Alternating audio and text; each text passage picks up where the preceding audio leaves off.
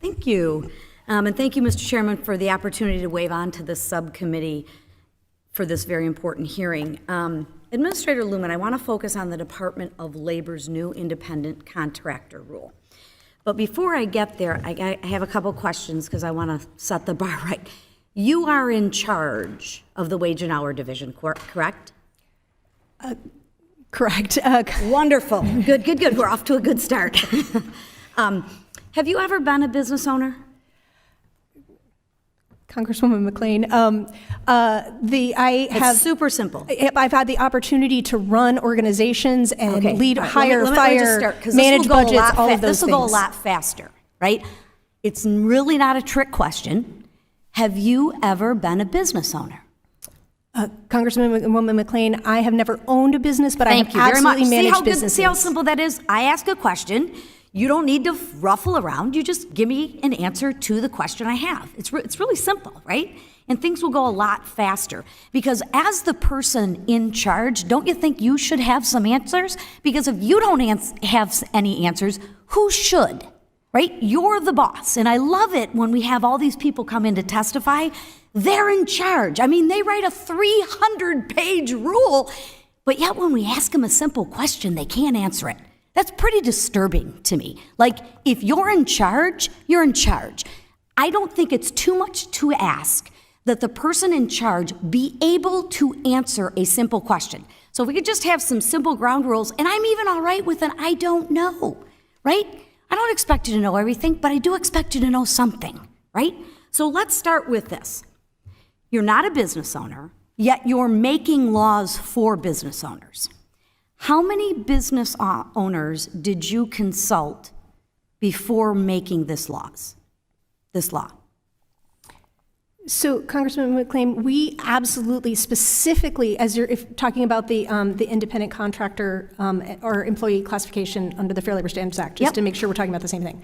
We held listening sessions specifically for business owners and for 10, 20, 100, 1,000, 1,500. Give me a gut feel. I believe we held about 27, 30 listening sessions. I don't want to tell you wrong. That's okay. No, I'm looking for directional answers. It's honestly not a gotcha question. Because what I think the American taxpayer is frustrated with, the American people are frustrated with, and the business owners is we all are making laws for business owners, yet we don't listen to them. We don't take their opinion into consideration. And we make laws and we don't have any idea of the unintended consequences of what those laws will do to the actual people who have to administer those laws. So about 30 listening sessions. And what did the actual business owners have to say? So, Congressman McLean, again, and I participated personally in a lot of these, so I do want to answer this question very clearly, although we had lots of team members Let's who get were to on the these. answer. So we heard a lot of feedback from business owners that they specifically wanted to make sure they understood what the responsibilities were under the Fair Labor Were they in Standards favor Act. of it or against it? So as we were listening to my them, heavenly days. Never mind, because we're not going there. Let's go on to another question that we can answer, right? And I'm going to share with the American people, if you get somebody who's in charge, especially in a government entity that can't answer a question, you should ask yourself, do we need to replace this person who can't answer a simple question? I mean, my goodness gracious, the disappointment that I have that you can't even answer a simple question is unbelievable. Yet you want to be in charge and you want to tell the very people who you have no clue about their business what they can and can't do. That to me is repulsive. But anyways, enough of my opinions. Why is the DOL focused on crushing the economic opportunities for a sector that employs 64 million people and, get this, nearly $1.3 trillion to the U.S. economy? Do you believe in entrepreneurship? Wonderful. Then how does this law incentivize entrepreneurship? So this regulation specifically protects workers who are in business for themselves, and particularly by making it more difficult for them to do business? How does that correlate? So this regulation specifically identifies for purposes of I would implementing the Fair disagree, Labor the Standards truckers Act. would disagree, the independent contractors would, the people that actually do the job, other than you that sit up there, have no answers to any questions, but want to pontificate on what you think is in the best interest of a sector that provides jobs for 64 million people and contributes $1.3 million to the economy. Critical. I'm sorry, Mr. Kiley, I am out of time and I yield back.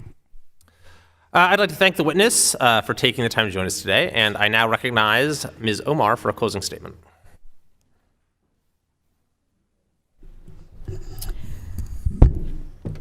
Sorry about that. Thank you, Mr. Chairman, and thank you, Administrator Lumen, for your testimony today. While committee Republicans have spent their time trying to roll back worker protection, the Biden administration and congressional Democrats have prioritized building a stronger economy for all. The proof cannot be overstated. Almost 15 million jobs added since President Biden took office. Wages and salaries have grown faster than prices since the beginning of 2021. And the last 3 years have seen the highest level on record for new business formation. Progressive policies are not only good for workers, but they are also good for business. In contrast, we are halfway through this Congress, and Republicans have done nothing meaningful to lower costs or protect and uplift workers. Instead, they have proposed $7 million cuts in wages to the wage and hour division's already constrained budget. And on this very committee, Republicans have tried to undermine Acting Secretary Sue, halt the Biden administration's pro-worker agenda, and chase after unfounded cultural war conspiracy theories. Meanwhile, children are losing their lives working at slaughterhouses and other dangerous workplaces, and millions of dollars are stolen annually from workers' hard-earned paychecks. Congress must shift its focus to support, not obstruct, the wage and hour division's progress to deliver for workers, children, and families. We cannot afford to go backwards. I urge my Republican colleagues to join Democrats in fighting wage theft, securing paid leave rights for all working families, and ending the scourge of forced labor. I request unanimous consent to enter into the record multiple letters from the National Electrical Contractor Association, the Sheet Metal and Air Conditioning Contractors National Association, the Construction Employers of America, and the Laborers International Union of North America, in support of the leadership and policies of the wage and hour division that not only uplifts workers, but ensures a fair and competitive economy for all employers. Thank you. Without objection.